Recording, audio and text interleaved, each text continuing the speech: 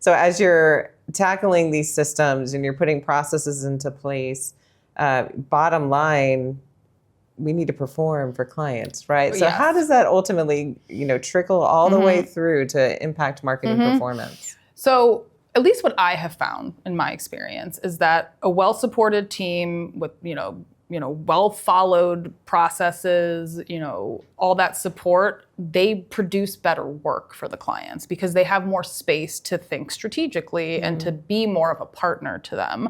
Something that usually goes hand in hand with figuring out processes is also sort of revisiting the work that they are putting out for the client. Are they being strategic enough? Are they able to translate the data that they're getting into a story that the client will understand? So it's a combination of sort of those more putting the process in place trainings, but then also some of those strategic trainings. And so if you have a team that has a space to be strategic, enjoys being strategic, and wants to be strategic, then they are going to be more strategic for the clients. And so, my hypothesis is that teams who have space to do the work that they enjoy are going to do better work because it aligns with that. And you do have to marry it with, the goals of the team because you have to be checking margins. You have to be checking the impact to the P&L and the bottom line. And you also have to understand that things like reports and ad builds and some of these sort of more day-to-day things do still have to come together. And so